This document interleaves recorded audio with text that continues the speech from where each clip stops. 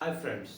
आज मैं एक ऐसे टॉपिक के साथ बात करने के लिए यहाँ पे आया हूँ जिससे आप अगर पूरे जब तक मैं बोलूँ अगर आप उस पूरे वीडियो को सुन लेते हैं देख लेते हैं तो निस्संदेह आपके बहुत सारे कंसेप्ट जो है वो क्लियर हो जाएगा।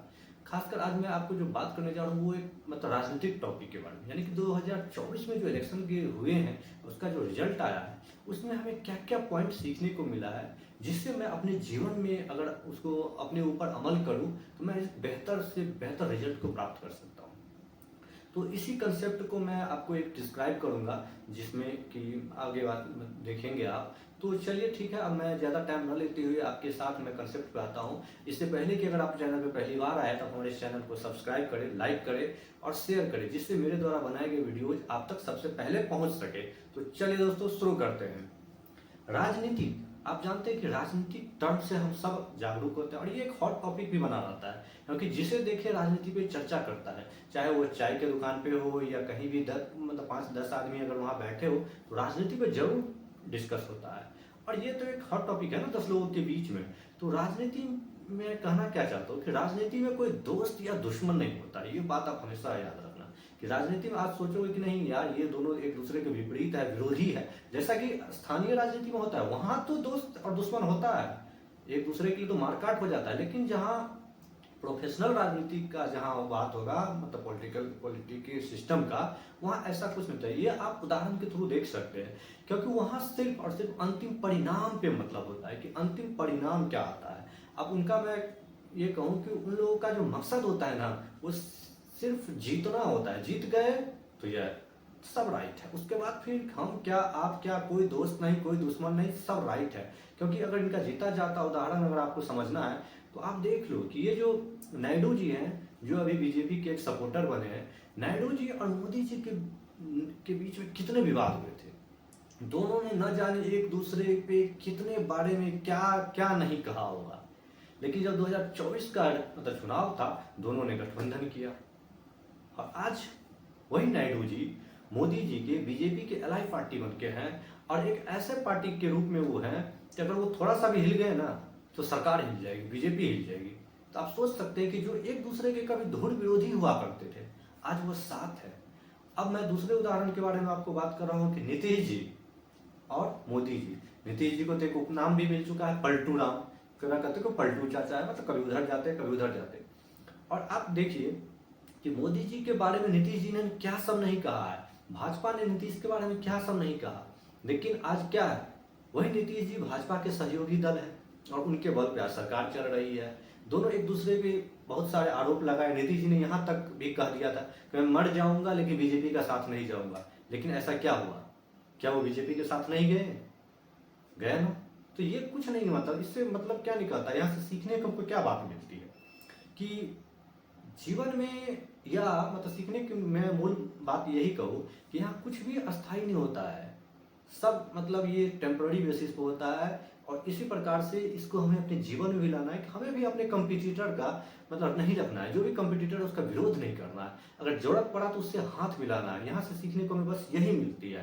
क्योंकि आप अगर ये तो राजनीति का बात, अगर मैं बिजनेस के बारे में बात करूँ तो देखिए दो अलग बड़े व्यापारी बिजनेसमैन जैसे अडानी और अंबानी, जब ये दोनों हाथ मिला सकते हैं रिजल्ट के लिए तो हम आप छोटे लोग क्यों नहीं कर सकते हैं। छोटे लोग कहने का मतलब ये हुआ कि जो व्यापार में या फिर जीवन में या फिर अलग अलग क्षेत्र में अभी हम उन लोगों की अपेक्षा तो छोटे ही हैं। तो फिर हम लोग क्यों कंपटीटर खड़ा कर लेते हैं अपने पड़ोसियों के साथ, अपने व्यवहारों के साथ उन लोगों से ईर्ष्या रख लेते हैं। ऐसे में क्या होता है कि हमारा ग्रोथ नहीं हो पाता है ना। तो चाहे आप याद रखो, चाहे लाइफ हो या बिजनेस, इसमें अपने ईगो को आप आग लगा दो और आप भी हाथ मिला सकते हो। अगर आपको लग रहा है कि मुझे इस व्यक्ति से हाथ मिला के आगे बढ़ जाने इसमें मुझे फायदा हो सकता है, हम दोनों आगे बढ़ सकते हैं, तो फिर दोनों हाथ मिलाओ। वहां ये कंपटीशन मत पैदा कर दो कि यार वो उससे हाथ मिलाएंगे तो वो भी मेरे साथ आगे बढ़ जाएगा, फिर ऐसे में ना तो वो आगे बढ़ेगा ना आप आगे बढ़ो। तो ये ईगो खत्म करो, क्योंकि ये हमारे पॉलिटिकल सिस्टम हमें ऐसा उदाहरण देने को दे रहा है कि इस प्रकार से आप कर सकते हो।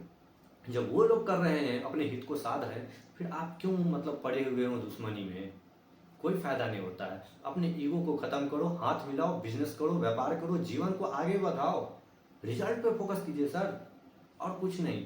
तो ये एक उदाहरण हुआ कि आप इस चुनाव के इस पक्ष से एक साथ में। दूसरा, अब मैं इसमें एक बहुत बड़ी मतलब वो बात करने जा रहा हूँ कि इस चुनाव ने क्या पैदा मतलब बदला है, इमेज क्या बदला है। तो अब मैं बात करने जा रहा हूँ राहुल गांधी की। अब राहुल गांधी के बारे में जान रहे हैं। चुनाव से पहले या 2 साल पहले आप जानते हैं कि राहुल गांधी एक ऐसा पर्याय बन चुका था कि लोग उसे मतलब कि ये कह सकते हैं क्या क्या नहीं जानते थे। मतलब राहुल के नाम से ये लगा था कि वो मतलब कुछ नहीं कर सकता है, वो मतलब पनौती आदमी है, ये मतलब एक पर्याय बन चुका था। अब इस सब आप सोचो, एक ऐसे व्यक्ति जिसको पता नहीं बीजेपी ही नहीं कितने सारे ने क्या क्या नहीं कहा, उसे पप्पू कहा गया, शहजादे कहा गया, पनौती कहा गया, माँ के मतलब कितना सारे उसको मतलब नाम दिया गया। वो चाहते तो इस सब चीज़ों को लेके स्वीकार कर लेते कि यार सही में मुझसे नहीं, क्योंकि कई बार चुनाव लड़े, उनसे हार गए, उन पर डिफेम हो गया, केस हो गया, सांसदी चली गई, तो ये सब आरोप प्रत्यारोप संघर्ष उसने देखा। और इतने में तो एक आम इंसान को इसका थोड़ा सा भी हो जाए तो टूट जाता है।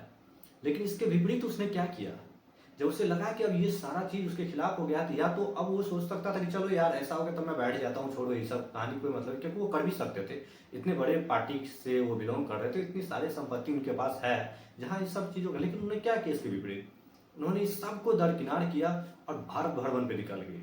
अब वहाँ मतलब आप देख सकते हो पूरे भारत उन्होंने 2-2 बार मतलब भ्रमण किया, लोगों से मिले, मतलब कश्मीर से कन्याकुमारी तक, गुजरात से ये आंध्र प्रदेश, सब जगह उन्होंने घूमा और पैदल यात्रा किया। ऐसा नहीं है कि हेलीकॉप्टर से यात्रा किया, पैदल यात्रा किया, वहाँ के लोगों के साथ रहा, गरीब लोगों के साथ, नीचे तबके के लोगों के साथ, मतलब जो कि आम लोग हैं उनसे लगा।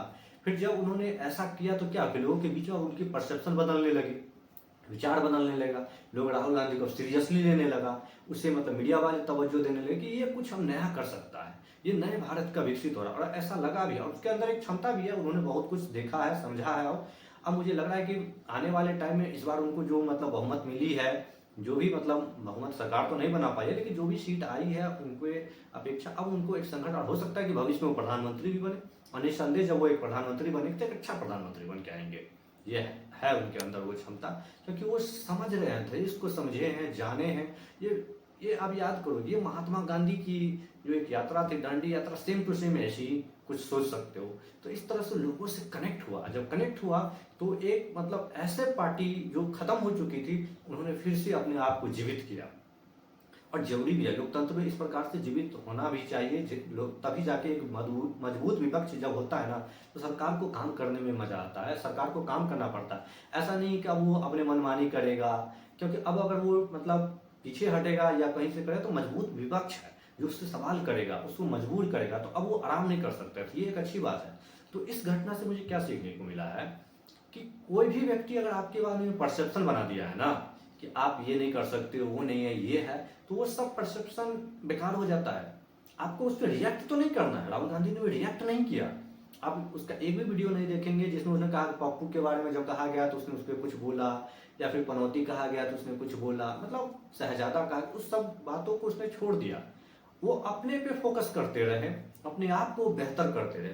तो यही हमें भी और आपको भी अपने जीवन में अपनाना है कि जो चारों तरफ से, समाज से, रिश्तेदार से जो ये सब बातें हमको मिलती हैं, क्योंकि जब भी आप कुछ नया सोचोगे, करना चाहोगे, तो आपको सबसे ज्यादा प्रेशर कहाँ से मिलता है? रिश्तेदार से, समाज से।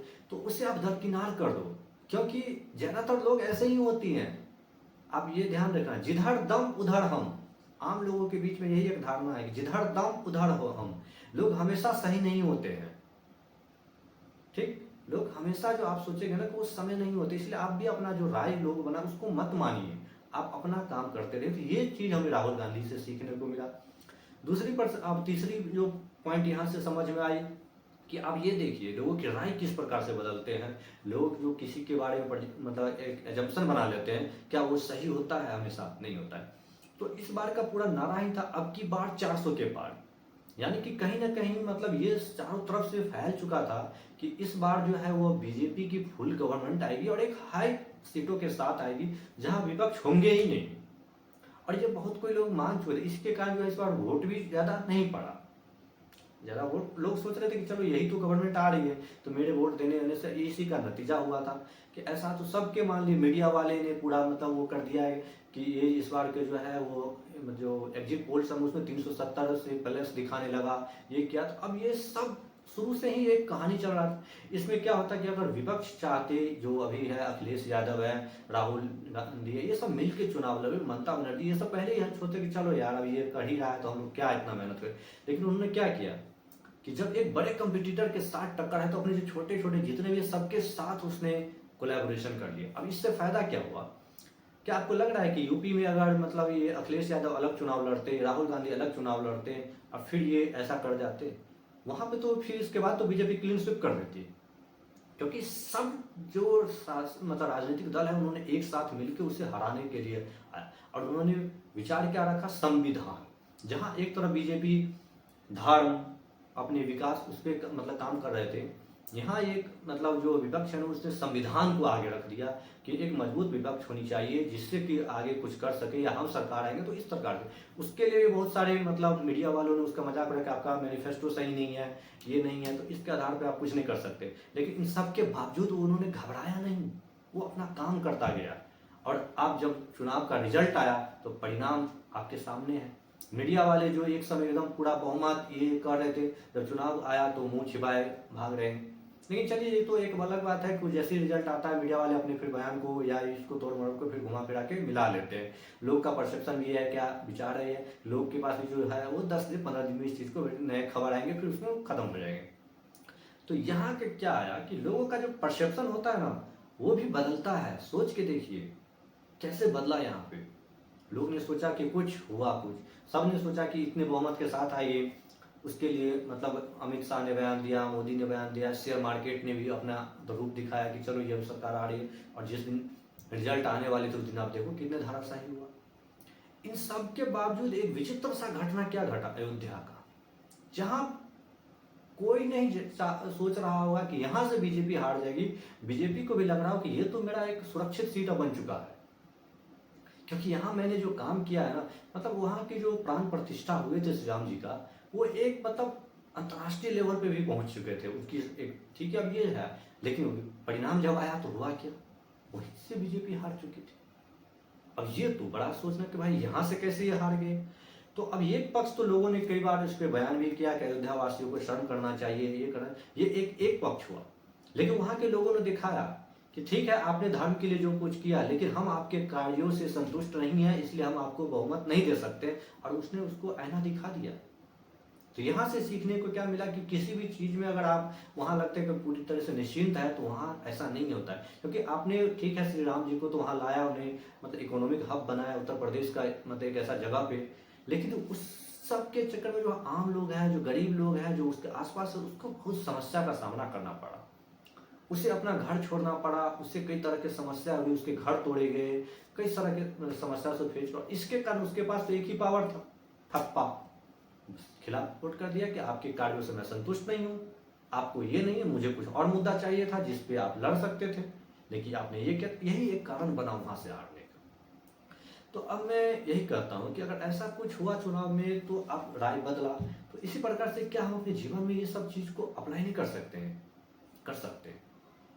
इसी मतलब एक एक पॉइंट को आप ध्यान में रखिए और इसे अमल में लाइए, क्योंकि जितना ज़्यादा आप इसको अमल में लाएंगे ना, उतना ही बेहतर बनते चले जाएंगे। तो इन सब बातों को कहने का मेरा यही मतलब था कि आप ये सब बातों को अपने ऊपर अमल में लाएं और आप अपना एक बेहतर मतलब दिनचर्या बनाएं, या जिस भी क्षेत्र में आप सफल होना चाहते हैं, कार्य करना चाहते हैं, उसमें देखिए कि क्या इन पॉइंटों को उसमें इस्तेमाल किया जा सकता है। अब चलिए उसमें अगर इस्तेमाल नहीं कर सकते, लेकिन इन सारे पॉइंटों को अगर आप खुद के ऊपर भी अगर लागू कर रहे हैं ना, तो निश्चिंत आप एक अच्छा व्यक्तित्व के साथ निकल के आएंगे। आपका जो पर्सनैलिटी है ना वो पूरा डेवलप हो जाएगा। आप एक अलग व्यक्ति बन जाएंगे, जहां आपके अंदर एक अलग मतलब बोलने का, तार्किक करने का एक अलग क्षमता हुआ। तो मैं यही चाहूंगा कि आप सब इस सारी बातों को अपने ऊपर देखें, सोचें, और जो जो मैं बात कहा हूँ उसके बारे में आप तार्किक रूप से सोचिए, और फिर अगर लगे कि वो सही है तो आप उसे अपने ऊपर इस्तेमाल कीजिए। अगर लगे कि नहीं ये ऐसा कुछ नहीं है, तो मैं आपसे हाथ जोड़ के आपसे क्षमा मांगना चाहता हूं कि आपका मैंने इतना समय खराब किया, इसके लिए आप मुझे क्षमा करें। जय हिंद दोस्तों।